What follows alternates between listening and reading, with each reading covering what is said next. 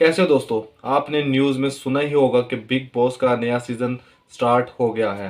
तो आज की इस वीडियो में हम इसी पर बात करेंगे और मैं आपको बताऊंगा क्या प्रॉब्लम है इस शो में। क्या ये शो स्क्रिप्टेड है? क्यों आपको ऐसे शो नहीं देखने चाहिए? आप या आपकी फैमिली में से कोई बिग बॉस देखकर अपना टाइम बर्बाद करता है तो ये वीडियो आपके लिए है।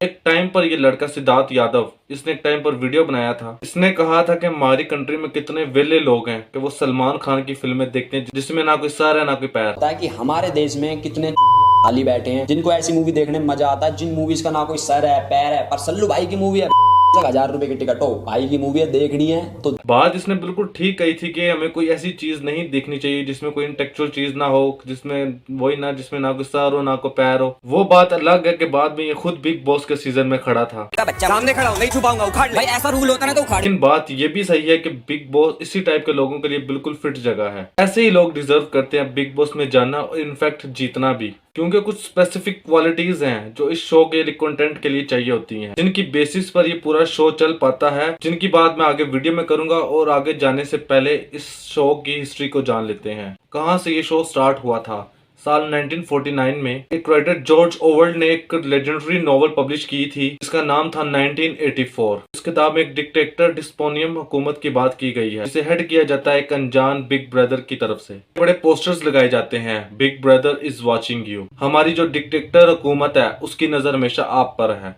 साल 1999 में नेदरलैंड में कुछ लड़कों ने सिमिलर कॉन्सेप्ट लिया उस नॉवल से और उसको एक टीवी शो में बदल दिया और जिसका नाम उन्होंने दिया बिग ब्रदर। इस शो का कॉन्सेप्ट था कि कुछ लोगों को एक घर में रखा जाएगा और वो कॉन्स्टेंट सर्वेलेंस में रहेंगे और बिग ब्रदर की कमांड के अंदर रहेंगे। इस टीवी चैनल के फॉर्मेट को शेप करने के लिए कुछ पुराने टीवी शो से भी इंस्पायरेशन ली गई थी, जैसे MTV reality show real world और 1997 का स्वीडिश शो एक्सपीडिशन रॉबिन्सन। कुछ टाइम बाद ये शो काफी फेमस हो गया और दुनिया भर में स्प्रेड होना शुरू हो गया। इसी शो के कॉन्सेप्ट को कॉपी करके America, Canada, Mexico, Brazil, Argentina, Australia, Indonesia, Thailand, Philippines, China, Russia, इन सब ने अपने बिग ब्रदर्स बनाए। और बात जब कॉपी करने पर आती है तो इंडिया एंटरटेनमेंट इंडस्ट्री थोड़ी पीछे रह सकती है। बिग ब्रदर को लेकर इंडिया में बना दिया गया बिग बॉस। जल्दी इसे अलग अलग जुबानों में भी लॉन्च किया गया, जैसे हिंदी के बाद मराठी, तमिल, बंगाली, तेलुगु, कन्नड़ा, मलयालम। जब OTT प्लेटफॉर्म्स आए और इन्होंने बना दिया big boss OTT।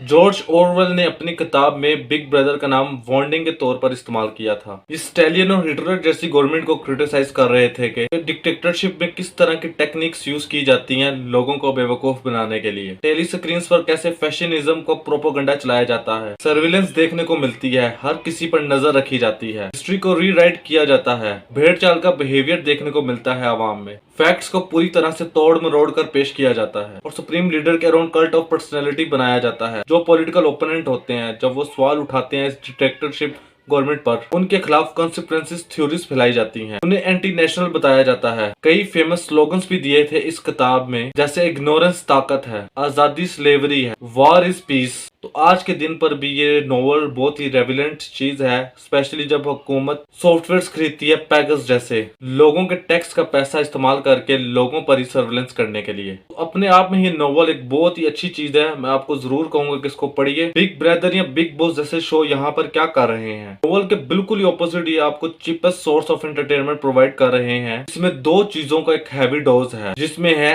Everyday sadism और वॉरिज्म। पहले सैडिज्म को देखते हैं। इस इंग्लिश वर्ड की डेफिनेशन कुछ ऐसी है, tendency to drive pleasure from inflicting pain, suffering और ह्यूमिलिटेशन ऑन अदर्स। दूसरों को चोट पहुंचाकर दूसरों की बेइज्जती करने पर मजा लेना। शायद आपको ये बात सुनकर शॉकिंग लगे, लेकिन अगर आप भी बिग बॉस देखने वाली ऑडियंस हैं तो आप भी इसी कैटेगरी में आते हैं। नॉर्मली जो सैडिस्टिक पर्सनैलिटीज हैं इनको एसोसिएट किया जाता है मर्डरर्स और साइकोपाथ से, क्योंकि सिर्फ साइकोपाथ ही लोग ऐसे होते हैं जिन्हें दूसरों का मर्डर करके दूसरों को चोट पहुंचाकर खुशी होती है, प्लेजर मिलता है। लेकिन कुछ साइकोलॉजिकल एक्सपर्ट्स ने एक कम स्ट्रीम कैटेगरी बताई सैडिज्म की, जिसे एवरीडे सैडिज्म का नाम दिया जाता है। जैसे कि 2013 की ये स्टडी जिसे पब्लिश किया था रेप्यूटेड जर्नल साइकोलॉजिकल साइंस ने, इन्होंने साइकोलॉजिकल एक्सपेरिमेंट्स किए थे एवरीडे सैडिज्म के ऊपर। कुछ एग्जांपल्स मैं आपको देता हूँ। एंशिएंट रोम एम्पायर के जमाने में किताबों में आपने पढ़ा होगा, ये जो कोलोसियम है रोम में, ये पब्लिक एंटरटेनमेंट के लिए एक स्टेडियम होता था। वहाँ अक्सर दो ग्लैडिएटर्स एक दूसरे से लड़ा करते थे। कई बार जब एक ग्लैडिएटर बहुत बुरी तरह से जख्मी हो जाता था तो पब्लिक से पूछा जाता था जो स्टेडियम में बैठे हैं कि ऐसे जाने दिया जाए या मार दिया जाए। बहुत बार पब्लिक की तरफ से एक थम्स अप दिखता था कि ऐसे मार दो। अक्सर इस अरीना में किसी भूखे जानवर को बेच दिया जाता था, जैसे शेर या चीते को ग्लैडिएटर से लड़े। ये एवरीडे सैडिज्म का एक बहुत ही अच्छा एग्जांपल है, क्योंकि स्टेडियम में बैठी पब्लिक एंजॉय कर रही थी ग्लैडिएटर्स को उसके साथ लड़ते हुए देखकर। हजारों साल बाद अगर हम टाइम में आगे बढ़े तो आज के दिन भी बहुत सारे लोगों को स्ट्रीट फाइट देखने का भी बहुत शौक है। जब सड़क पर दो लोग आपस में लड़ने लग जाएं, कोई भी रीजन हो, तो भीड़ इकट्ठी हो जाती है। बहुत कम लोग होते हैं जो उस लड़ाई को रोकने की कोशिश करते हैं, लेकिन ज्यादातर लोग बाहर खड़े होकर उस फाइट का मजा लेते हैं। इसका और एग्जांपल हो सकता है कुछ बुलीज, जिन लोगों को बुली करना बड़ा पसंद होता है स्कूल या कॉलेज में, जिनको बड़ा मजा आता है दूसरों को बेइज्जत करने में या ह्यूमिलेट करने में। एक मॉडरेट एग्जांपल इसका हो सकता है ऑफिस के अंदर एक बॉस जो किसी एक एम्प्लॉय के पीछे पड़ जाता है बिना किसी रीजन के। इसलिए नहीं कि उसको कुछ काम कराना हो, बल्कि इसलिए कि उसे बहुत मजा आता है मेंटल पेन देना अपने एम्प्लॉयज को।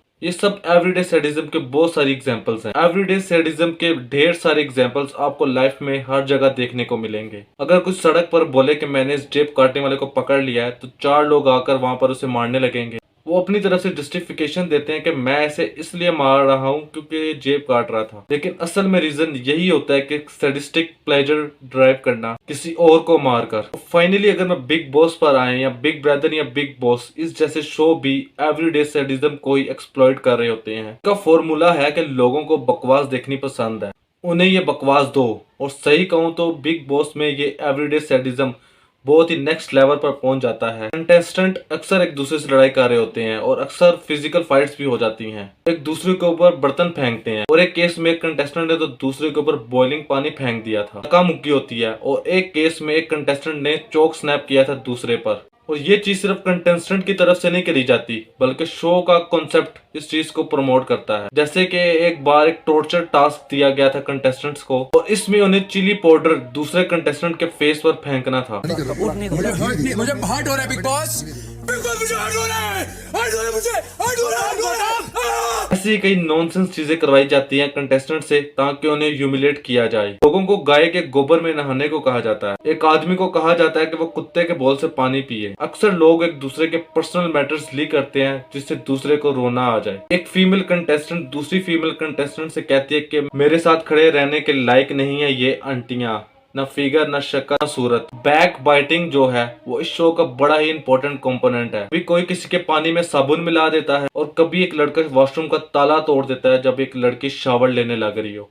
उसने ताला तोड़ दिया। तू नारी थी। अक्सर टॉक्सिक रिलेशनशिप देखने को मिलती हैं। इनमें से कुछ रिलेशनशिप फेक होती हैं, उन्हें बस इसलिए दिखाया जाता है कि शो की टीआरपी बढ़े। और फिर आता है वॉयरिज्म का कॉन्सेप्ट। इसका मतलब होता है कि लोगों की प्राइवेट जिंदगी को देखकर चीप प्लेजर लेना। किसी की प्राइवेट लाइफ में क्या चल रहा है उसे करीब से देखकर खुद मजा लेना। एक बार फिर से इसके ढेर सारे एग्जाम्पल्स आपको डेली लाइफ में मिलेंगे। जैसे कि कोई एमएमएस लीक हो रहा है तो आप देखते हैं कि लोग गूगल पर सर्च कर रहे हैं उसको देखने के लिए। एक और इसका एग्जांपल ये हो सकता है कि कुछ लोगों को डेली व्लॉग्स देखने बहुत पसंद आते हैं। कुछ यूट्यूबर्स होते हैं ना जिनके सारे व्लॉग्स ऐसे होते हैं कि आज मैं सुबह उठा, मैंने ब्रश करी, मैं अपने कुत्ते के साथ खेला, अपनी साइकिल पर चला, मैं शॉपिंग करने के लिए गया। लोगों को क्यों ये चीजें एंटरटेनमेंट लगती? वॉयरिज्म की वजह से। मुझे मजा आ रहा है ये देखने में कि इसकी पर्सनल लाइफ में क्या चल रहा है। बहुत शर्म की बात है कि कुछ यूट्यूबर्स इस चीज को एक्सप्लॉइट भी करते हैं। देखो मेरी बच्ची रो रही है, जल्दी से कैमरा ले आता हूँ, अच्छा कंटेंट बन जाएगा। बच्चे को चोट लगी है, सबसे पहले कैमरा उठाकर उसको फिल्म करो। घर में कोई झगड़ा हो रहा है तो सबसे पहले उसे दिखाओ जाकर,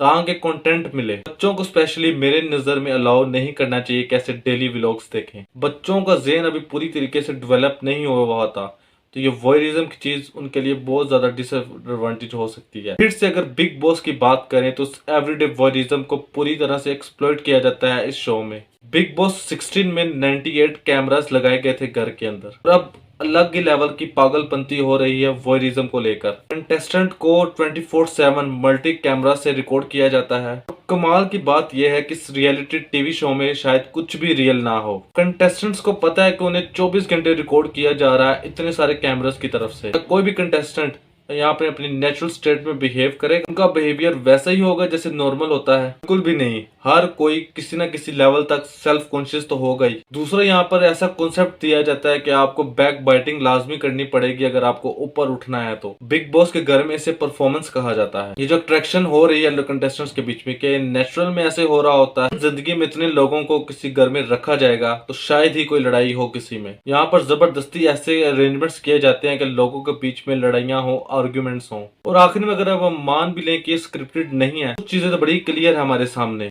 यहाँ पर ऑडिशंस नहीं होते, कंटेस्टेंट्स को चूज किया जाता है प्रोग्राम्स के मेकर की तरफ से। यह नहीं पता कि किन बेसिस पर देख के ये लगता है कि मसाला बेसिस पर। दूसरा, 24 घंटे की फुटेज को एक 50 मिनट के एपिसोड में कन्वर्ट किया जाता है। कौन से वो 50 मिनट दिखाए जाते हैं जिसमें सबसे ज्यादा मसाला हो? तीसरा, उस एडिट के बेसिस पर व्यूअर्स की जो सी परसेप्शंस है उन पर असर पड़ता है। अक्सर रूल्स को भी बेंड किया जाता है। कई बार वीकेंड्स पर कुछ कंटेस्टेंट्स को बाहर नहीं निकाला जाता। कभी कभार कोई बाहर निकाले गए कंटेस्टेंट्स को दोबारा बुला लिया जाता है। कभी कभार कोई वाइल्ड कार्ड एंट्री करी जाती है। सब कुछ शो के मेकर्स डिसाइड करते हैं मसाला की बेसिस पर। चौथा, जो शो में दिए गए टास्क हैं वो भी शो के मेकर्स की तरफ से डिसाइड किए जाते हैं मसाला की बेसिस पर। और मसाला यहाँ पर क्या है? कोई भी यहाँ पर इंटेलेक्चुअल बात नहीं हो रही। Social issue, philosophy, history, sociology, spirituality, literature, cinema, science, किसी चीज की बात नहीं होती। सिर्फ लोगों को एक दूसरे से झगड़ते हुए देखना है, लोगों की पर्सनल लाइफ में झांकना है, बैक बाइटिंग देखनी है, लोगों को इंसल्ट करते हुए देखना है। एक कॉकटेल बनानी है यहाँ पर एवरीडे सैडिज्म और वॉयरिज्म की। शो किसका? शो बनाने वालों का। पैसा किसका? शो बनाने वालों का। टाइम किसका? वो आपका जा रहा है। मेंटल स्टेट किसकी इफेक्ट हो रही है? आपकी हो रही है। ये थी आज की वीडियो। मिलते हैं अगली वीडियो में। Peace out.